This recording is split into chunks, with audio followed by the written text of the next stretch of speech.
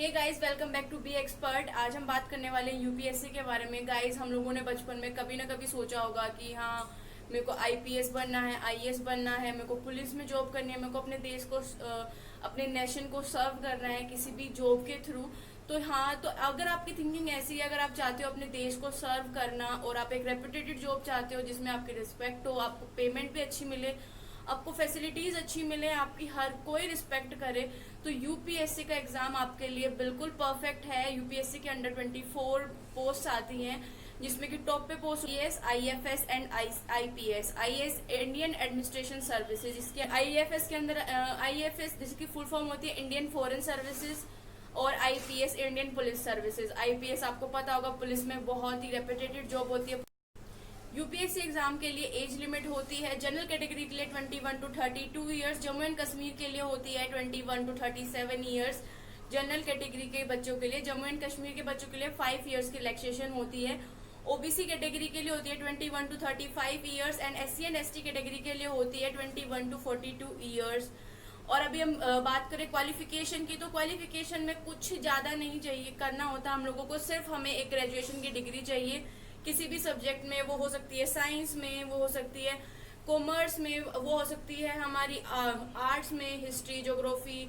आप ऑनर्स भी कर सकते हैं, आप नॉर्मल बेसिक कोर्स भी कर सकते हैं, आप बीटेक भी कर सकते हैं, आप एमबीबीएस भी कर सकते हैं। कोई भी बैचलर डिग्री होनी चाहिए आपके पास, एंड कोई भी आपको एक से सर्टेन परसेंटेज नहीं चाहिए। आपको सिर्फ आपके क्वालिफाइंग मार्क्स चाहिए किसी भी एग्जाम में।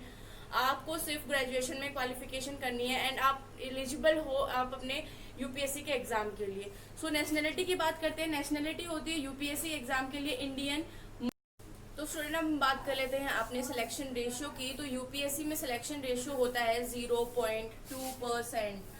बहुत ही कम रेशो होता है सिलेक्शन का, क्योंकि ये बहुत ही एक टफ एग्जाम होती है और आप इसके अंडर आपको जो जॉब्स मिलने वाली है वो भी बहुत ही रिस्पॉन्सिबिलिटी वाली जॉब होती है। आपको बहुत ही रिस्पॉन्सिबल रहना होता है। आपको एक टाइप से आप बोल सकते हो आपकी देश की, आपकी बहुत सारी चीजें आप पे ही डिपेंड करती हैं, आपकी थिंकिंग पे डिपेंड करती हैं, इसलिए इसकी सिलेक्शन रेशियो काफी कम होती है, दैट इज 0.21।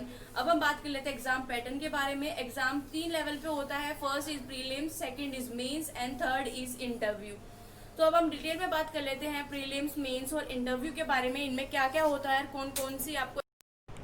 सो गाइज, अभी हम बात करते हैं हमारे प्रीलिम्स एग्जाम के बारे में। इसमें होते हैं 2 एग्जाम, दोनों ही एग्जाम हमारे 200 मार्क्स के होते हैं। दोनों की ड्यूरेशन होती है 2 आवर्स। लेकिन दोनों एग्जाम में एक डिफरेंस है, जो हमारा पेपर 1 है वही हमारी रैंक को डिफाइन करता है। जो पेपर 2 है वो ओनली क्वालिफाइंग एग्जाम होता है। इसमें हमें सिर्फ 33% मार्क्स चाहिए होते हैं।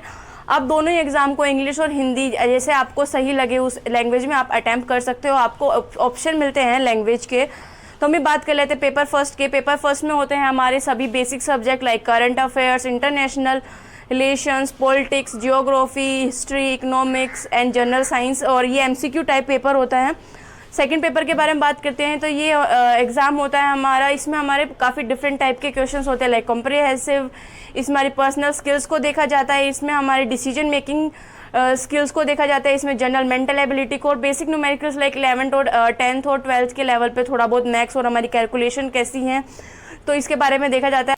सो स्टूडेंट्स, अभी हम बात कर लेते हैं हमारे मेंस एग्ज़ाम के बारे में। मेंस एग्ज़ाम में हमारे होते हैं 9 एग्ज़ाम, जो कि उनमें से 7 एग्ज़ाम होते हैं जो हमारी रैंक डिसाइड करते हैं। लेकिन 2 एग्ज़ाम होते हैं जो सिर्फ क्वालिफाइंग एग्ज़ाम होते हैं, जिनको हमें क्वालिफाई करना यानी कि 33% मार्क्स लाना ज़रूरी होता है।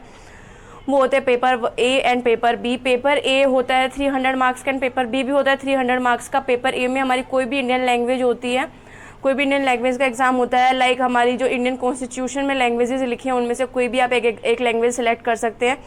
जो पेपर 2 होता है वो हमारा होता है इंग्लिश का, वो भी 300 मार्क्स का होता है, वो भी एक क्वालिफाइंग एग्जाम होता है। और अभी हम बात कर लेते हैं बाकी जो बचे हुए हमारे 7 एग्जाम्स होते हैं। सो पेपर 1 होता है हमारा ऐसे राइटिंग एग्जाम, जिसमें हमें ऐसे लिखना होता है। हमें कोई भी 2 टॉपिक दिए जाते हैं जिसपे हमें ऐसे लिखना होता है। वो भी एक ऐसे 125 मार्क्स का होता है। और हमें जैसे कोई भी टॉपिक दे देंगे लाइक पॉलिटिक्स और एईटीसी, कुछ भी टॉपिक होता है जो हमारे सिलेबस में होता है उसके ऊपर दे देते हैं। पेपर 2 होता है हमारा जनरल स्टडीज़ का, जो कि होता है Indian history, culture and geography और वर्ल्ड साइंस वगैरह के बारे में। वो भी 250 मार्क्स का होता है।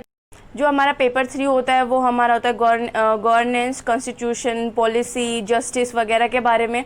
वो भी हमारा 250 मार्क्स का होता है। जो हमारा पेपर 4 होता है वो भी हमारा 250 मार्क्स का होता है, जिसमें हम technology, economics development, biodiversity, international studies वगैरह के बारे में हमारा एग्ज़ाम होता है। जो पेपर हमारा 5 होता है वो भी 250 मार्क्स का होता है, जिसमें कि हमारे एथिक्स, इंटीग्रिटी वगैरह के बारे में, एम्पलीट्यूड वगैरह के बारे में हमारा एग्ज़ाम होता है। जो एग्ज़ाम हमारा होता है एग्ज़ाम नंबर 6, वो होता है एक ऑप्शनल सब्जेक्ट। आपके पास 26 ऑप्शंस होते हैं, आप उनमें से कोई भी सब्जेक्ट सेलेक्ट कर सकते हो, लाइक हिंदी साहित्य, हिस्ट्री, ज्योग्राफी का कोई भी टॉपिक आप अपना सेलेक्ट कर सकते हो अपनी लिस्ट को देख के अपनी अकॉर्डिंग।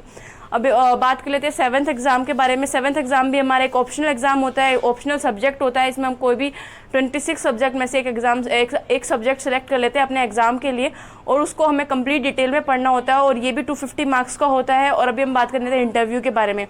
जब एक बच्चा प्रीलिम्स को क्लियर करके मेंस में चला जाता है, और फिर मेंस को क्लियर करके जब उसका इंटरव्यू होता है, तो मेंस तक तो बहुत सारे बच्चे क्लियर कर लेते हैं, लेकिन इंटरव्यू में बहुत सारे बच्चे फंस जाते हैं। इंटरव्यू में हमारे देखी जाती है आपकी कॉन्फिडेंस, आपका डिसीजन मेकिंग, आपका बात करने का तरीका, आप कितने कॉन्फिडेंट हो आप किसी भी चीज़ को लेके। तो आपको इन सब चीज़ों का ध्यान रखना होता है, और इन सब एग्ज़ाम्स को क्लियर करने के बाद आपकी रैंक डिसाइड करती है कि आपको कौन सी पोस्ट मिल रही है। अगर आपकी टॉप 100 में रैंक आ रही है तो आप IAS, IFS एंड IPS के लिए जा सकते हो। सो स्टूडेंट्स, अगर आपको वीडियो अच्छी लगी हो तो आप नीचे कमेंट करके बताइए कि आपको वीडियो अच्छी लगी, और आपको अगर कोई भी चीज़ की कंप्लीट डिटेल चाहिए तो आप उसके बारे में भी आप नीचे लिख सकते हैं। और अगर आपको वीडियो अच्छी लगी हो तो आप लाइक कीजिए, शेयर कीजिए, कमेंट कीजिए, और subscribe the channel B Expert and the bell icon को क्लिक कर लीजिए, ताकि जब भी कोई वीडियो अपलोड हो तो आपको नोटिफिकेशन मिल जाए।